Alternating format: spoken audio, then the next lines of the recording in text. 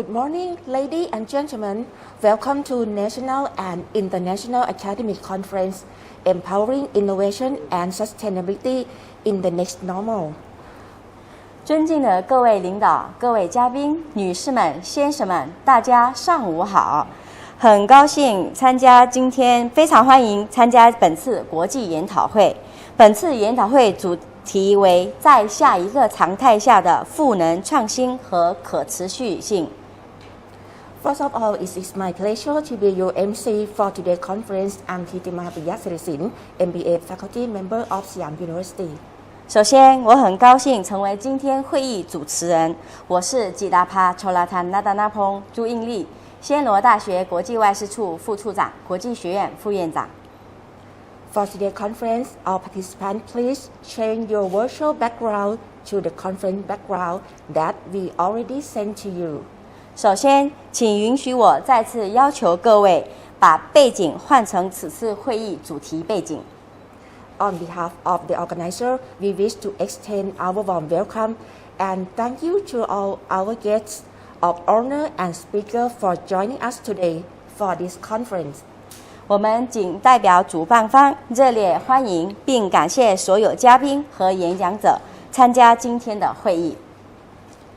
To kickstart today's program, I would like to invite Chair of Organizing Committee, Dr. Thanakon Limsaran, MBA faculty member and University Business Incubator Director, to inform the information about this conference.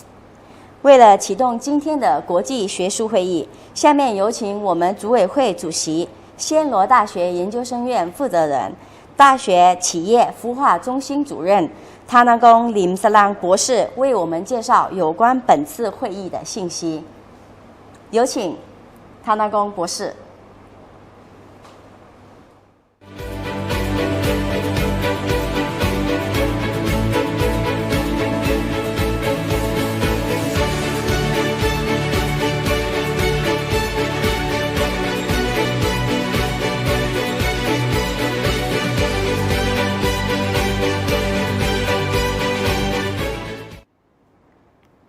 Dear President, Executive Faculty Members, Delegates, and Participants, as a representative of conference committees, I would like to welcome you all to International Academic Conference on Empowering Innovation and Sustainability in the Next Normal.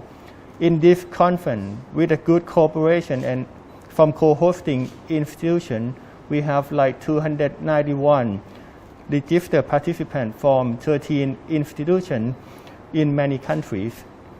In this regard, I would like to thank you, the management, co-organizing institution, and all of the conference committees who have cooperated in organizing this academic conference. Lastly, the conference committee hope you all will enjoy this international conference. If you have any inconvenience, please feel free to contact our coordinator. Thank you.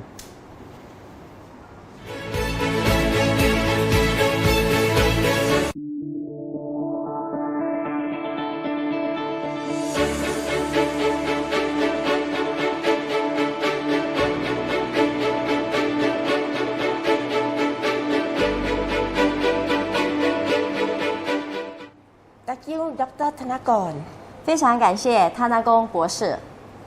Okay, next session, I would like to invite our first speaker from Organizing Institution, Professor Chi Hon-moon, Dean of College of Lifelong and Experiential Learning, Singapore University of Social Science, to giving us a welcoming remarks.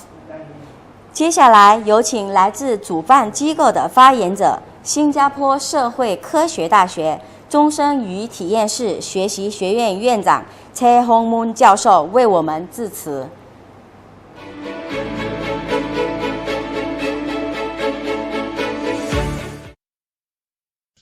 While I really wish we could be meeting in person, the necessary measures brought about by the COVID-19 pandemic has certainly transformed the ways in which it affects our life and the way in which it affect how we live and interact.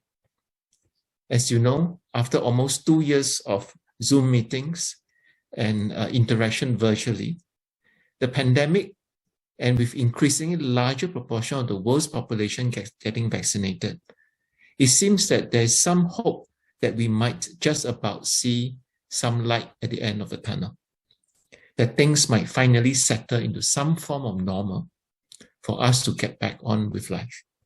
However, whatever form of this normal is, it is unlikely to be what we are used to pre-COVID.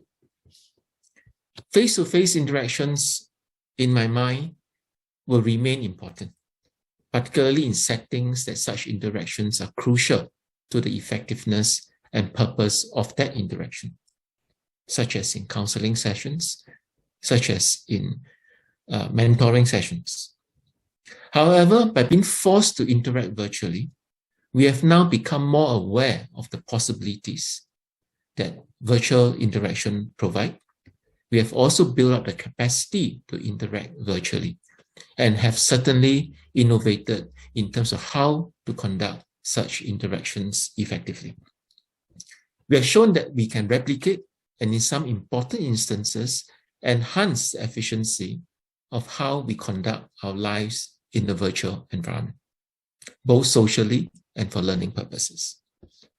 As the world is grinding towards a post-pandemic landscape, this conference, with its theme of empowering innovation and sustainability in the next normal, represents an important platform for us to share ideas and practices that can put us on a strong footing to both embrace the more permanent features of a post-pandemic world, perhaps such as more virtual learning spaces, as well as to explore opportunities that have become available as the world returns to a new equilibrium.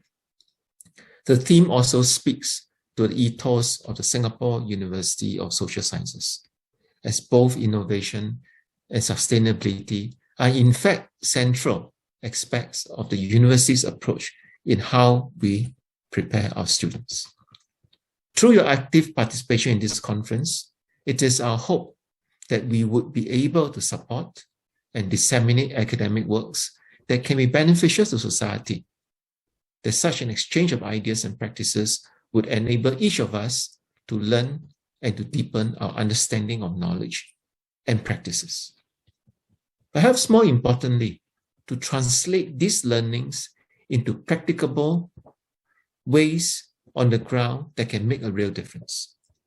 It is also my hope that the conference is but a starting point for future collaborations, that the majority of you can continue the work in one form or another, so that colleagues in the various institutions can take advantage of the friendships, the connections made in this conference to build something impactful for society. On that note, it leaves me the great pleasure of wishing you an enjoyable learning day ahead. Thank you very much.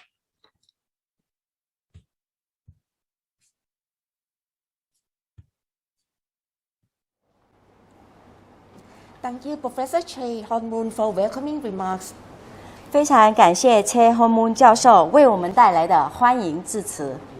From this session, I would like to invite Project Director and Dean of MBA Program Siam University, Associate Professor Dr. Jompong Mungkonvanit, to giving us a welcoming remarks.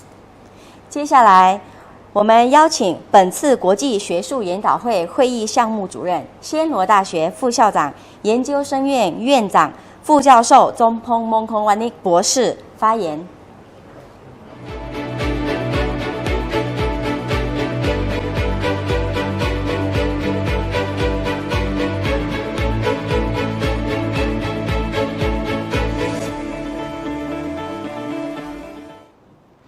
สวัสดีครับ On behalf of Graduate School of Business Siam University, I would like to welcome all of you here in Bangkok, across the country and overseas to the 4th Conference on Innovation and Sustainability.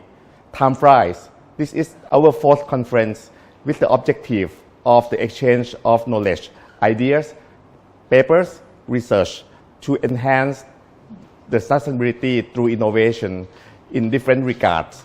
I understand that this conference, we have papers, we have presenters, participants from many fields, such as business, economics, education, healthcare, environment, and so on. So this is a great platform for the exchange of knowledge and find solutions for the future.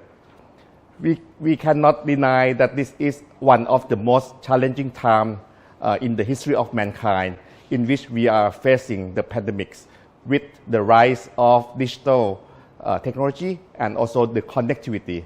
So we can see great opportunities and challenges all over industries and social life. So this conference, we believe that we address many important issues such as the megatrends like climate change, environmental change, demographic issues, and also the rise of digital economy, digital assets, and the way of the work in the future in the next normal. In this regard, I would like to especially thank President Pornchai of Siam University, Dean Shi of Singapore University of Social Science, Dean Prapaporn of Thammasat University, Dr. Thanakon, the Chair of Organizing Committee, the Organizing Committee members, and also chairpersons of the research panels. And actually, we also have to thank our great keynote speaker. This morning, we have Professor Kenneth Chairman, my good friend, who has done a very good research on competitiveness, share value, and also social responsibility, and also Kun Wichak Sethabut from the Bank of Thailand, who is also my good friend as well, who has done a very good work on digital currency, in which in Thailand we will have the digital baht next year. This is also a very interesting time for the business and for us as people in Thailand to experience the future of decentralized finance. So this conference, we hope that all of us will learn from another, and I hope this conference today will ignite some important ideas for participants to work on the project, to work on the ideas for the future society through innovation and sustainability. So welcome you all and hope that you enjoy the conference. Thank you very much.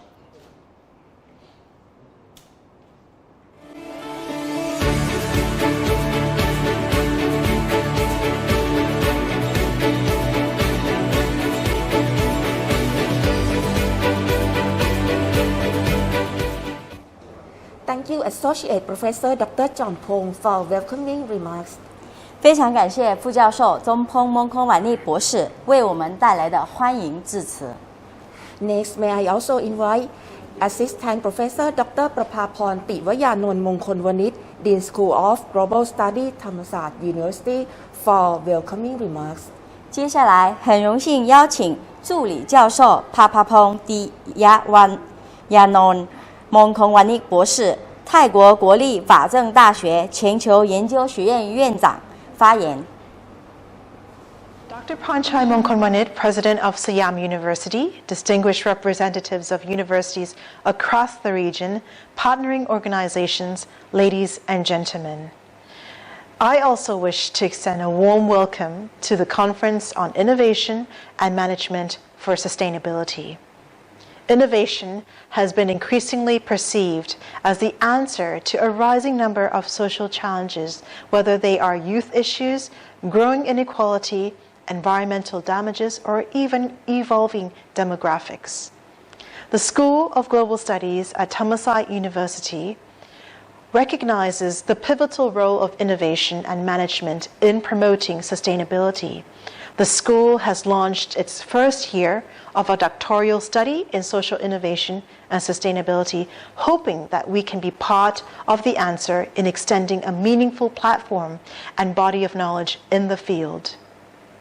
The Thai government, along with policy experts of the third sector as well as corporate sector, have also been extending their effort in promoting innovation as part of a plan to solve social problems and induce sustainable change in social and economic realms. It is therefore important that the conversation and the dialogue on innovation and management continues amongst academics, especially in pushing forward the works and activities that coincides along with this exchange. Thanks to Siam University's Graduate School of Business and Singapore University of Social Science College of Lifelong and Experiential Learning that we have this chance to come together today to explore how universities can induce innovation and the management of sustainability to be more effective within our communities, especially during this time of disruption, a new normal, and an emergence of new virtual realities such as the metaverse. A key element of how innovation remains a viable tool for society is that there is engagement with the range of dynamic and pioneering ecosystems. I stress the word ecosystem because innovation is meaningless if there is no infrastructure to sustain its application and effort. It is important for our understanding of innovation and sustainability to be linked, for example, with larger frameworks such as digital humanities, which requires a multi-sectorial approach and an understanding to build upon an ecosystem for innovation to transpire. Herein, I hope that the participants of this network event are able to build upon the narratives, share meaningful experiences, and raise important and pertinent issues surrounding innovation and management for sustainable change.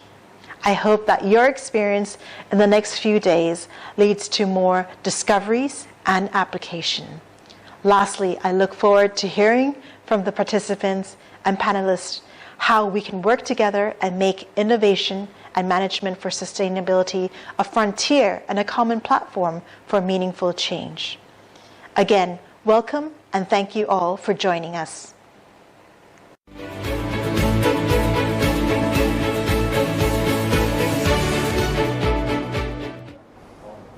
Thank you, Assistant Professor Dr. Prapaporn for welcoming remarks. 非常感谢助理教授 Prapaporn 博士为我们带来的欢迎致辞。For an upcoming session, I would like to invite Dr. Ponchai Mongkonvanit, President of Siam University, to deliver the opening speech.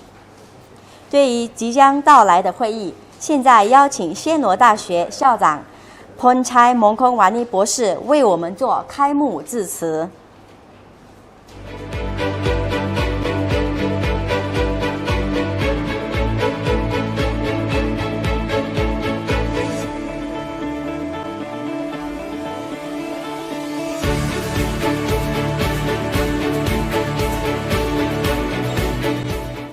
Ladies and gentlemen, I'm delighted to be in the opening of this meaningful research gathering that has been organized by Siam University, Global Study of Thammasat University, and SUSS in Singapore.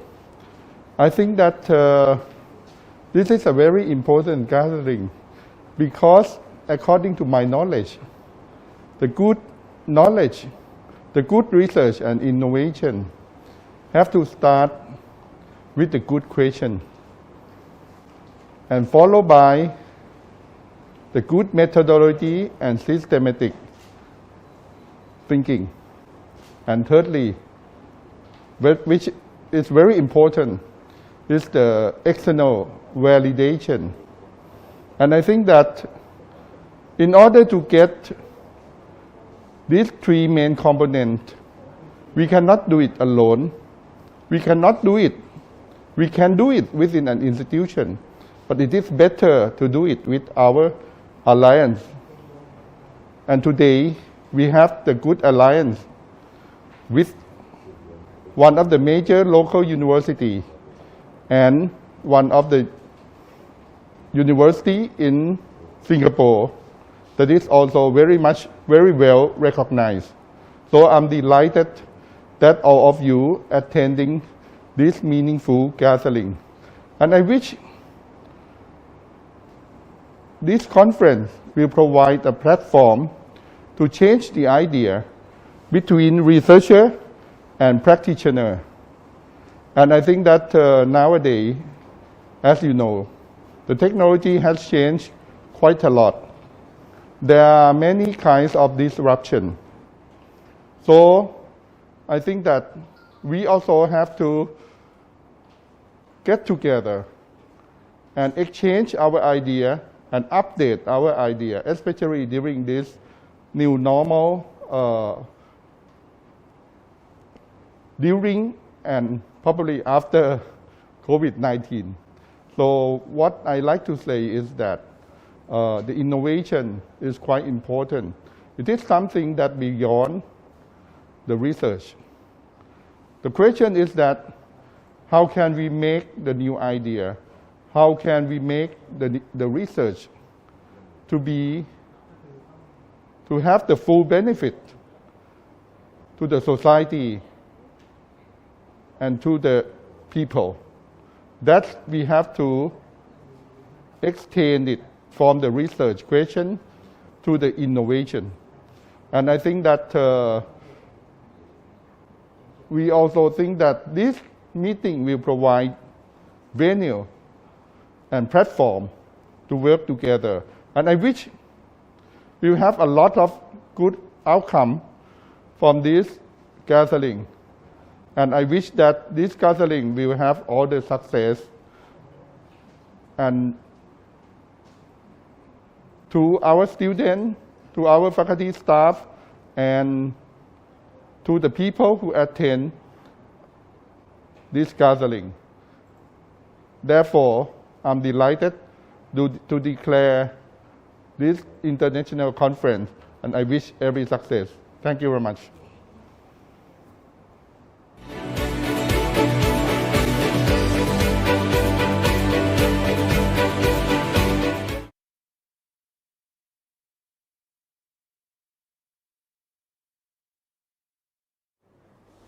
非常感谢各位，大家把摄像头打开。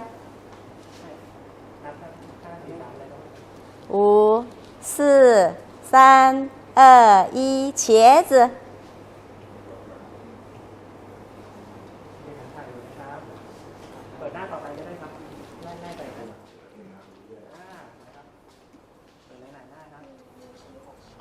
再来一张。对，大家保持现在打开摄像头，谢谢。我们可以比个心啊，可以点个赞啊。So welcome everybody to Siam University campus virtually. I wish after COVID we can meet each other again physically. Thank you very much.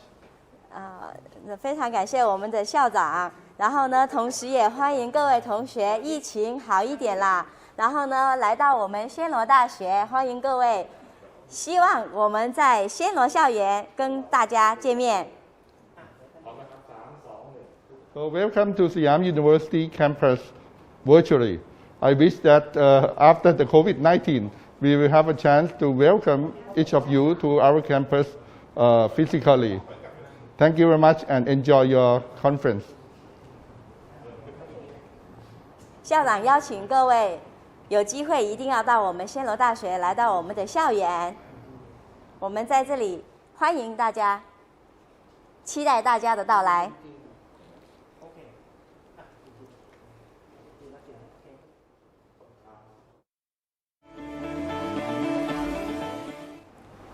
Thank you, Dr. Ponchai. We are all appreciate your opening speech. 非常感谢校长先生为我们带来的开幕致辞。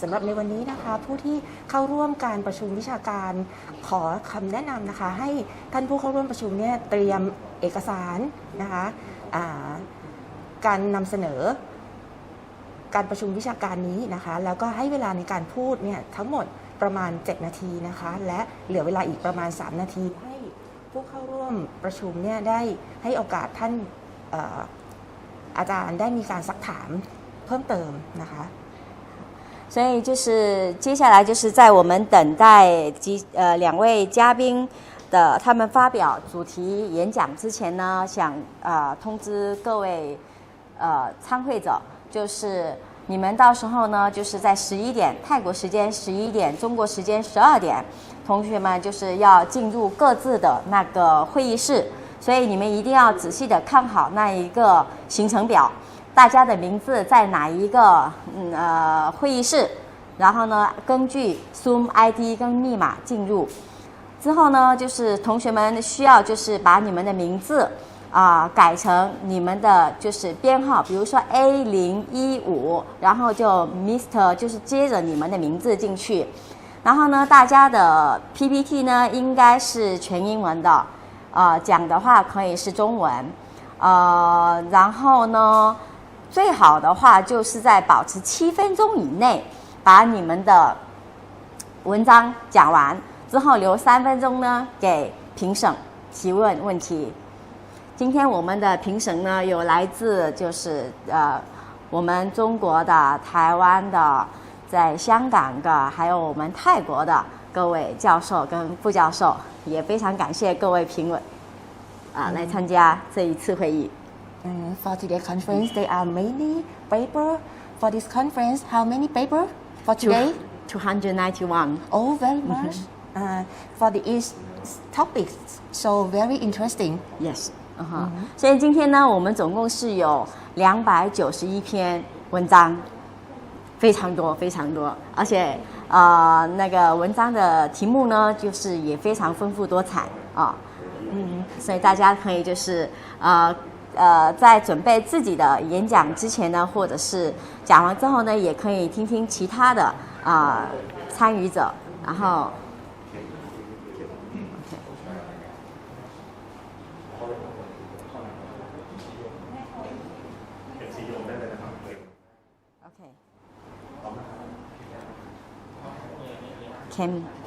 Kenneth.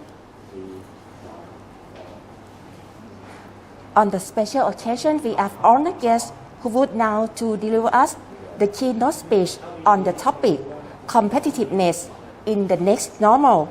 Professor Kenneth Paul Sherman, Professor at Keynote Business School, Phnom Penh. OK， 在这个特殊的时刻，现在我们有幸邀请到一位嘉宾，金边 Keynote 商学院教授 Professor Kenneth Paul Sherman 为我们发表主题演讲。演讲题目为“下一个常态下的竞争力”。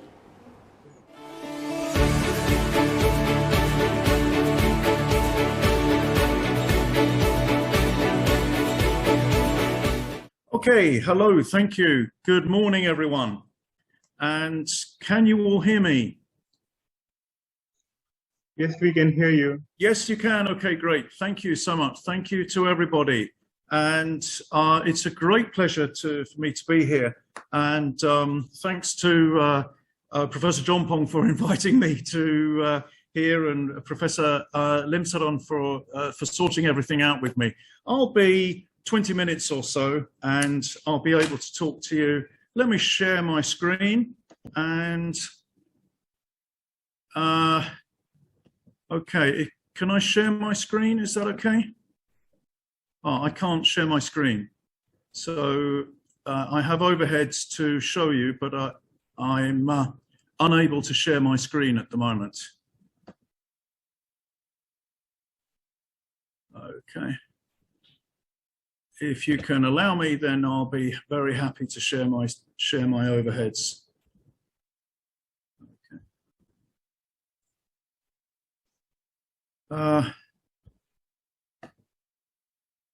Okay.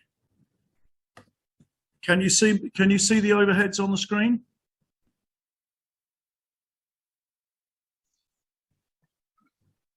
Okay. I think if you can allow me to share my screen, then I'll be very happy. If you can upgrade me to a delegate.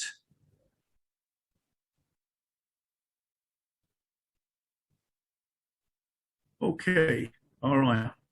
So, right. Do you have a copy of my overheads?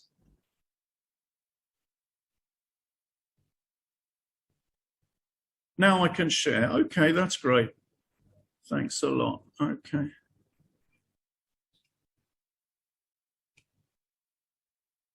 Okay. That's great.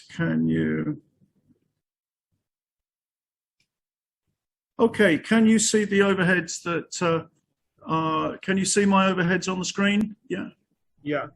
Okay, great. Thanks to everyone. Okay. So firstly, once again, it's a great privilege to be here, and thanks for inviting me, and welcome to everyone at Siam University, Thammasat, and Singapore University of Social Sciences. It's very good to hear you, and very good to meet you. I will be talking for just about 20 minutes or so, and the theme of my presentation, I thought that I would talk to you about universities and competitiveness in the next normal. And I am, for my sins, I think I'm from London, but I now work as professor in Cambodia, in Phnom Penh, and I'm also I'm a visiting research fellow at the Royal Institution in London, and I'm also head of the Harvard Business School Microeconomics of Competitiveness Curriculum Council and the Asian chapter. So I've been in this part of the world for a very long time.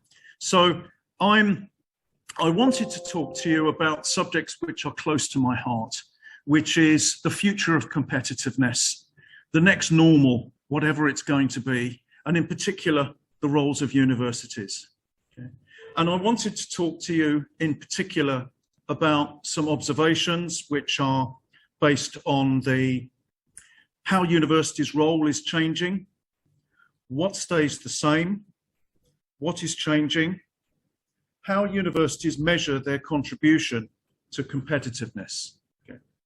And so can I just double check, is everybody hearing the sound okay? Is everything working okay? Yeah. Okay, great, super, thanks a lot. So, okay, a little bit on my background is that I'm actually a graduate in economics, and I started off working in London. I had an MBA from London Business School, and eventually I had a PhD. I got a PhD in economics from London Business School. I was mainly working in Central Asia, where I went in the early 1990s and was instrumental in setting up the first business school in Central Asia. And for all this, I have been connected with the Royal Institution in London and Harvard Business School for the last 8 years or so, where we've really managed to concentrate on competitiveness. Okay, my background is economics, but I'm much stronger on organizations, people, and hopefully the subject of shared value, which is one thing I do right now. Okay, now this is a picture of the Royal Institution in London. I am a visiting research fellow here, and so I kind of thought it would be a good thing to show that in 1821, 200 years ago, a guy called Michael Faraday, who wasn't well educated, presented the first electric motor, which has changed the world, really discovered electricity and magnetism. Okay. 200 years later, in 2021, the Institute is still there. The technology has changed. The lecture hall is the same. The audience is different. It's technology and digital now, but the education process continues. And what added to competitiveness in 1821 still adds to competitiveness with the same lectures and knowledge in 2021, and will do for centuries to come, I'm sure, as many institutions around the world. Okay.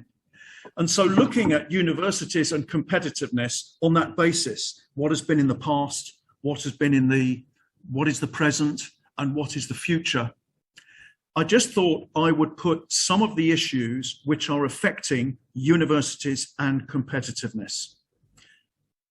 As we know, status of the university, the value of your academic degree, holding up academic standards, all are important. Employable skills, making sure that your education is worth it, is important. Giving you life skills as well, preparing you for the future, the decisions that you're going to have to make. These are fundamental to universities, and they haven't changed. Digital transformation has changed, and the way that we teach, how we teach, and even what we teach has changed dramatically. Teamwork and collaboration, universities working together, for example, student groups working together, students and business working together. That hasn't changed, and that's going to be a role for the future. But the direction and the confidence of students at an age where people have to make decisions coming out of education and into the workplace, these are big decisions in people's lives. And there's a lot of responsibility for universities and faculty to work with students and graduates to ensure that people go to jobs. Yes? Hello? Yeah. That people go, sorry, I heard someone shouting at me. I heard that there's a lot of responsibility for universities and faculty to work with people to help make those decisions best ones. Okay.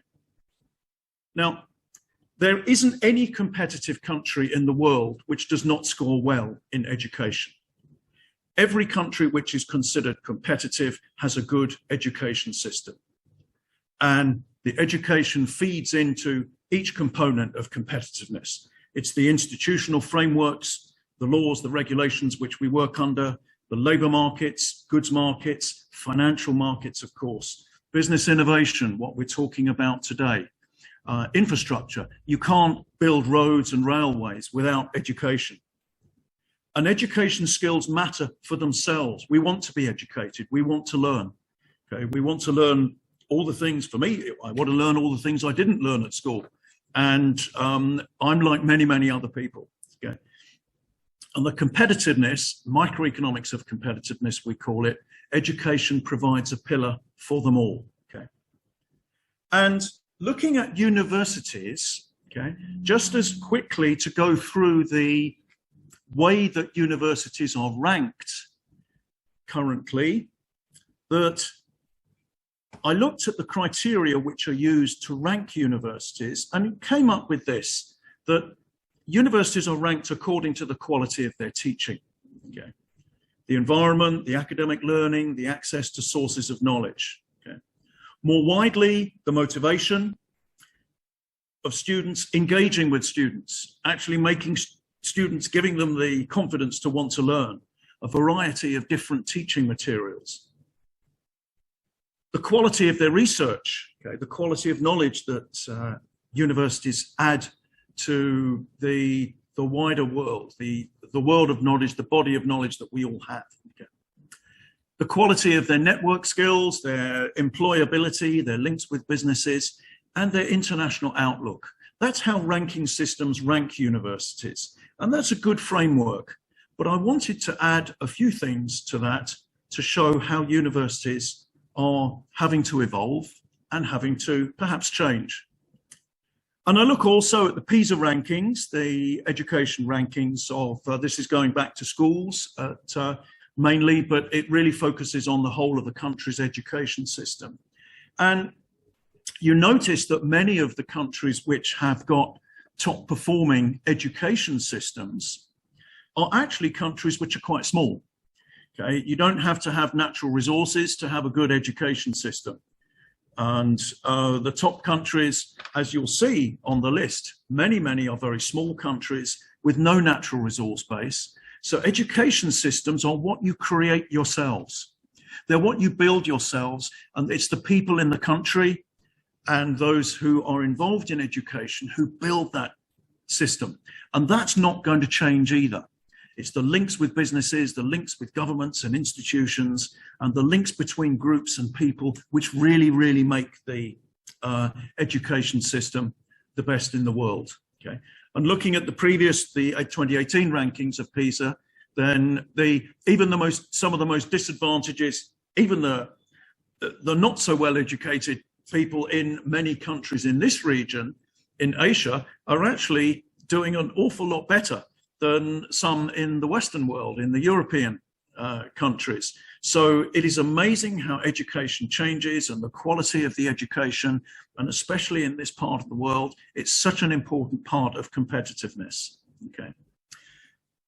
And so what do the most competitive countries for education, what do they do? What actually helps them create a competitive environment? Okay. That the most competitive countries engage in education with business, okay, with technology, with universities, working with the engineering firms, accounting firms, finance firms, and also for every areas of skills, working with NGOs, working with international organizations. The links between education and business are very important. The links between schools and universities is also very important, and they embrace that to actually encourage students to go for the university courses which students will be good at, able to contribute in. Okay.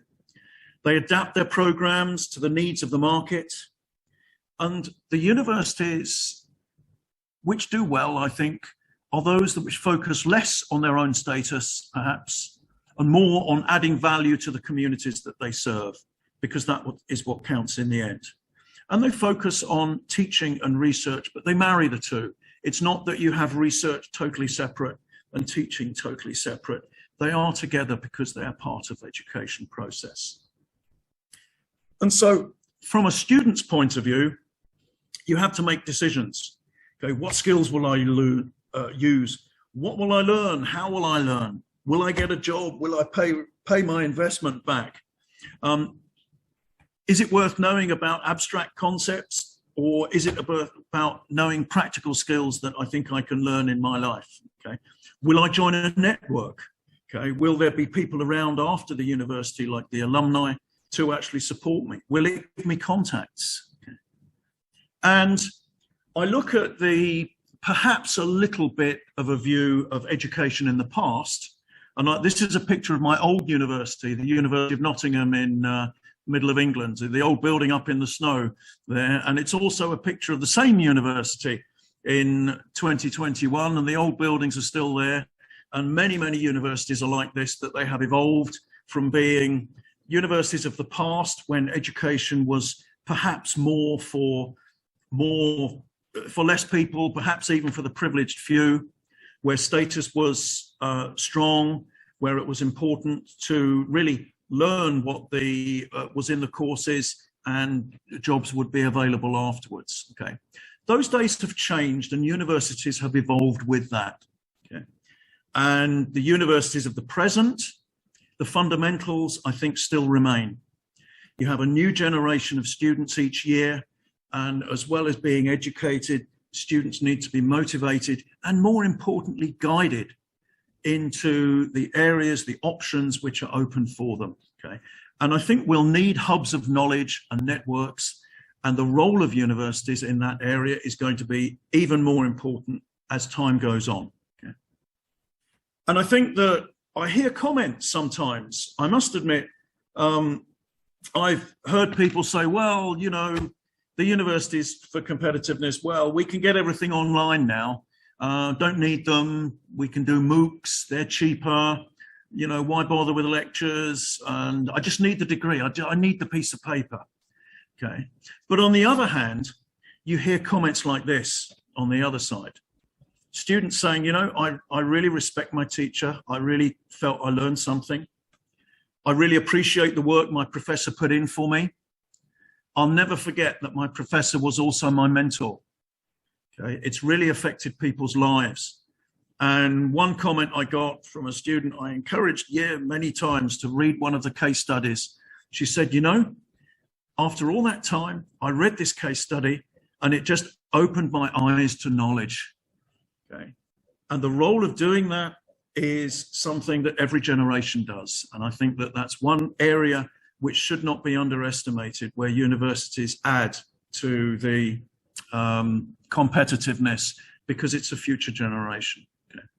And I look at a little bit on digital transformation now, which we're all involved in, going from chalk and talk to online lectures and hybrid classes. And I see a few things which have changed. Those are the bits in blue on the right, and a few things which haven't changed. That rather than have pre-COVID times when you have a physical presence in the class, now so much is online as we're all talking like this now. You have attention on contributing in class. That hasn't changed. Whether you're online or in class, we need students to engage, to contribute, to interact. Engagement with student groups is very important. Nowadays, visual learning is much more important than oral learning by talking. And of course, when you're on campus, students can meet and socialize, and sometimes online, it's a bit lonely, okay? But the environment's changed, but the fundamentals of education haven't, okay? For the teachers themselves, okay, I think it's even more of a change, because post-COVID, of course, online, we can teach from anywhere. We can actually have more productive conferences because we don't have to travel. We have to spend more time preparation and planning, and our teaching portfolio, we really have to make sure that we're well developed and prepared, which we are. Every teacher that I've met is the same. But the thing that hasn't changed is that student engagement and inspiration is still the key. And whether it's online or in class or hybrid, then actually encouraging people and giving them the confidence to learn is really important. And I focus on things like research is important. I believe research should be available to everybody and open to everybody to do, really, at much earlier ages than we tend to teach. The environment with employers to prepare students for the work environment with internships, for example, is something that's very important. I also feel that focusing on more behavioral skills, perhaps to decision-making, and there's areas that I know of behavioral economics where you're talking to people about the decisions that you actually will make rather than decisions you might make in theory. Okay, I think that these are important life skills factors and every subject should teach them.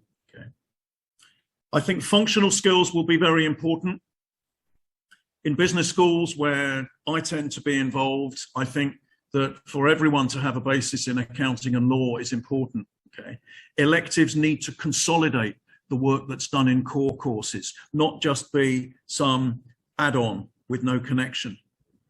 I think that life skills, knowing yourself, understanding the organizational and psychological issues which you are going to have to deal with is very important, because joining the kind of organization or setting up the kind of organization which you are best suited to is also good for competitiveness. Having the right people in the right positions where they're comfortable also assists competitiveness. Career path skills, how to be flexible, how to change direction, and even what it actually means to you to be successful. How are you going to judge your life? Okay, how are you going to judge whether you've really been successful, and what does it mean in terms of how you plan for that? And these skills, I think, are often ignored by universities everywhere, but I think in the future that they will be more important for anyone in business, as an entrepreneur or as an academic. I think that knowing yourself and planning for your life is something that universities can really help with, and that will help competitiveness. Okay. So I think that as universities are employing for the masses, now there's you need employable and life skills. It's going to be very good to be affiliated with a great institution, as we are, and that's part of it. And that institution can be with you for your whole life as an alumni. It's really important. Okay. And I move on to say that research these days is, I think, becoming more widespread throughout universities. More people, more students at undergraduate level are getting involved in research, which is a great thing. Research requires teams now. Okay, I look at what's happening in CERN in Switzerland, where they have the Large Hadron Collider, and there's 3,000 people, each of them with their names on each academic paper. And I look at the collaboration which is required. It's so far of a change from the days which I showed you first of 200 years ago, when this guy called Michael Faraday was showing the first electric motor. He had invented it on his own. Okay, now we need teams. We need collaboration. We need university networks, as we need professors and students and everyone inspired to be involved. Okay. Not forgetting that the academic standards are the most important. Inspiring confidence. Universities are not just about selection. They're about actually giving the confidence and the skills to students at all levels to contribute what they can. Encouraging students to think about who they are, who they're not, who and what they would really like to be, and discover their potential. And that adds to competitiveness as well. And so universities of the future, top quality research, make it accessible to everybody, make it understandable and really broadly applicable. Subjects, numbers, what industry wants, match industry and research. Let them come together, okay? Supporting students into professions where they actually want to be, where they understand what they need to plan for and where they want to be. Okay. The universities of the future, as I come to the end, here to educate, to contribute to knowledge, to provide that network for the community of knowledge, to provide skills for the workplace and to disseminate knowledge. Each of them are important for competitiveness. Okay. Universities and businesses should mix. Schools and universities should mix. Research and experiment should be encouraged at an early age. And let's think about 200 years ago at this institution, which I know and I'm part of, that in London, that 200 years ago, the lectures were public lectures. Okay? Anyone could come. Okay? It's still the same today. And actually encouraging the wide dissemination of knowledge is really very good. Okay?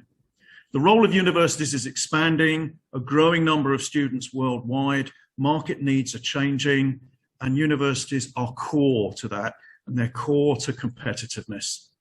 And at that point, I just say my last slide that if we're going to be competitive in this world, we need to have good education systems, good universities, undertaking an ever more focused and diverse role in teaching, research, in hubs and as networks. And this will contribute to knowledge, guiding students and researchers and faculty and anyone who wants to learn and helping prepare people for life. And I think that that is going to add to competitiveness in the next normal. And with that, I would say thank you so much to everybody at Siam and to Tamsat School of Global Studies, the Singapore University of Social Sciences. Thank you so much for inviting me here today. It's been good to meet you, and I'll finish at that point. Thank you so much.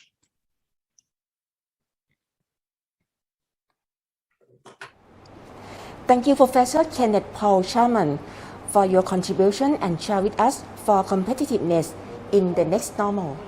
非常感谢 Kenneth Paul Sharman 教授的学术演讲，并与我们分享下一个常态下的竞争力。For the next session, I would like to invite Mr. Vijak Sethabut, IT Deputy Director, Bank of Thailand, Senior Development of Project Intanon, for deliver the keynote speech session on the topics, the future of digital finance and central bank digital currency. 接下来，很荣幸邀请泰国银行信息技术部副主任、英塔农项目高级开发负责人 Mr. Vijak Sethabut 以数字金融的未来和中央银行数字货币为主题发表演讲。Okay, good morning, everyone. Thank you very much for inviting me for the conference today. Let me start my slide.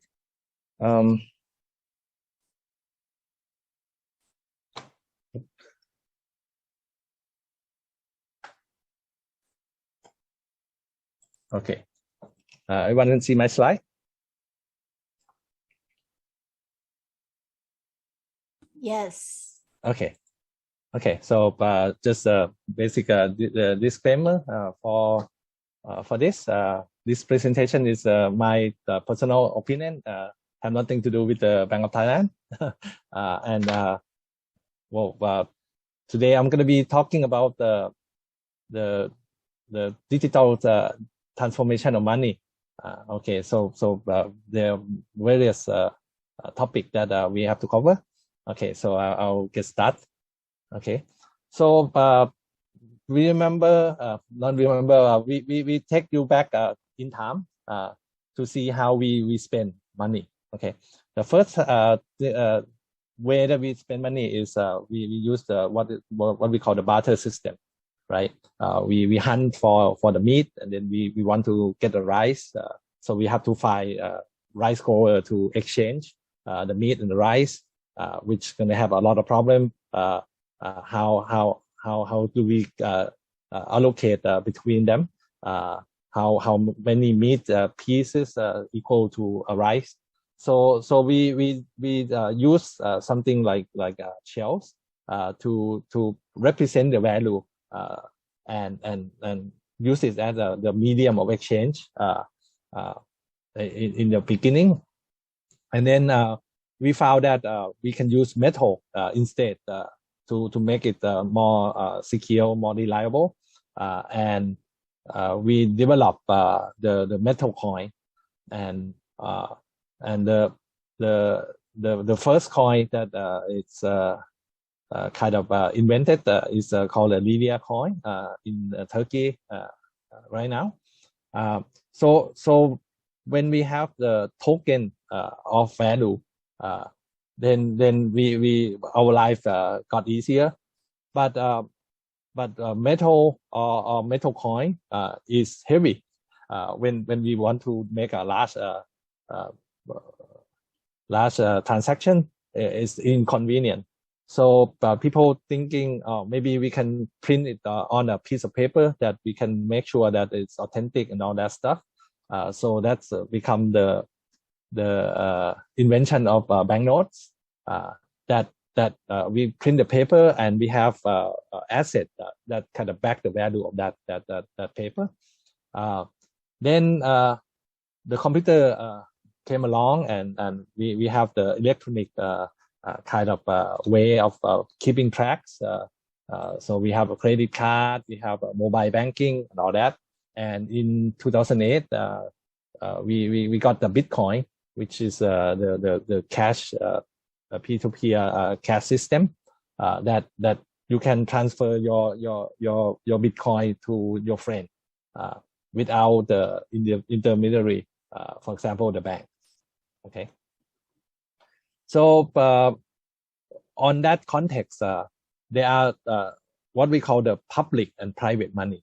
The public money is this banknotes that you used to. You can feel it, but in digital form, they haven't been issued yet. They are in the research phase, and some countries in the pilot phase. That's what we call the central bank digital currency. And there are also the commercial money, which is the deposit in the money in the bank, or the e-payment, or the e-money services that provide the payment services, and also this cryptocurrency that we view it as an asset, digital asset that you can exchange. Okay, so yeah, this is Bitcoin, and after the invention of Bitcoin, there are many, because it's just open source, so people like me that know a bit about computers can modify it or improve on the protocol and all that stuff.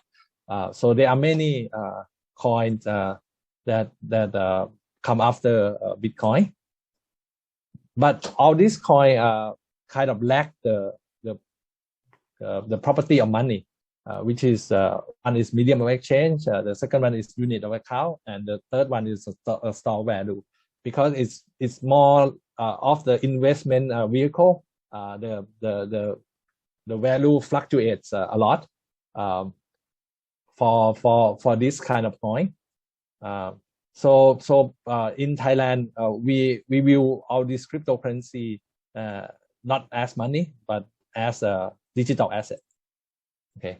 But there are invention of what we call the stablecoin that have property of near the money, because the value is not fluctuate a lot, And the stablecoin, you can do it in 4 ways. The first way is you deposit the money in the bank, and you issue your coin based on the value of the deposit you have in the bank. For example, there something called tether coin. They will issue 1 tether if they have $1 in the bank. Okay, so this have to be checked to make sure that people can have to have a confidence that tether really have the bank account to back the value. Okay. The second way that you can do is you can have a gold or some commodity that have value, and you can have that back your coin. And the third one is more like a pawn shop kind of model. You over collateralize. For example, you put in 150, and then you can exchange of 100. Value of 100 equivalent, and this crypto back is like and they have the way that they can stabilize the value. For example, when the price of crypto is losing, then they can force sell the asset, things like that. And the last one is you kind of act as a central bank. You manage the supply and demand of your coin to have the value stable. So this kind of thing is value or it behave more like money. And with announcement of Liba and Diem, which is the global stablecoin, that kind of raised a lot of concern for many countries and central bank, because if people start using this as their currency or as their money, they can affect the monetary sovereignty of the country, because the country have no control over the price and the dynamic of the money. So that will be one of the main driving force for the central bank or the government to kind of find the digital way of their money, from not just providing the banknotes. So the first one is digital transformation, that business now is more digital. The second one is the COVID pandemic, that kind of encourage the use of digital payment, and all these coins that start to becoming like money. Okay, and Thailand have experienced high growth in digital payment, and that's why we as a government we need to provide the digital version of our currency, our cash. That what we call the central bank digital currency, and it have 2 type of digital central bank digital currency. The first one is what we call the retail. This is for general use, and the wholesale is for central bank and the banks to do the settlement. Okay, so this is the objective of central bank digital currency, provide the improvement in payment system, reliance, have more options. Since people have more phone, this can be operated using a mobile phone. So we hope that they will have financial inclusion, because some people don't have a bank account, but they have a phone, and we can innovate on this new platform, and doing the cross-border and all those things. Okay, so there are many central bank digital currency around the world. This website is tracking the central bank digital currency, and from the last index of maturity, luckily Thailand is rated one of the most mature. interbank or wholesale central CBDC because of the project that I was working on, which is wholesale CBDC. And around the world, there are many of this kind of project, but our project is called Project Intanon, which is named after the highest mountain in Thailand. And this Project Intanon is a collaboration between the central bank and the industry that we want to learn, we want to build, we want to design this kind of thing. And it started in 2018, and they have three phases. The first phase is building a foundation. So we build the settlement engine for the banks. And the second phase is we explore the smart contract that we mimic the bond life cycle using. So the bond itself can know when to pay interest, who owns it, and things like that. And the third phase is kind of the cross border. And which we partner with HKMA in Hong Kong. And after that, we study in terms of let's bring the big corporate in. So we have a study with the corporate to integrate this kind of new currency or new form of currency of digital currency with the corporate. Okay. And we also extend our cooperation with Hong Kong to two other countries, which is China and UAE. And we have the BIS Innovation Center in Hong Kong leading the project called the Multiple CBDC Bridge or M-Bridge, which explore the interoperability of this digital currency, local the local currency. How could we bridge it to other countries? Okay. But on the retail one, okay, the most famous one is China e-yuan, digital yuan, that they are in pilot. Okay. And in Sweden, they have what they call the e-krona, is based on the blockchain DLT system, also in study. But the issue for this or for blockchain is there are many issues. The most very serious one for retail is this scaling, because it's kind of slow. Because it's on this theory that if you provide, you can provide only 2 or 3 of this triangular, which is scalability, decentralized, and security. So if you pick the decentralized and security, you get a low performance. And for retail, you don't want to have to wait 5 minutes before your transaction is final. So that kind of make it not suitable for doing the retail CBDC. Okay, so I'd like to conclude with the future work that in the field right now. So we are watching the development or the testing of the pilot phase in China, in Sweden, in South Korea. Of this retail CBDC. And wholesale, actually there are new project with Singapore and Australia and Malaysia and what is the country? Another 4 countries that try to do this cross-border thing more efficient. And blockchain itself is emerging topic.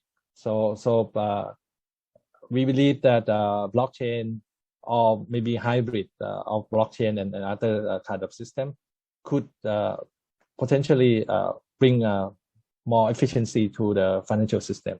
Okay, thank you.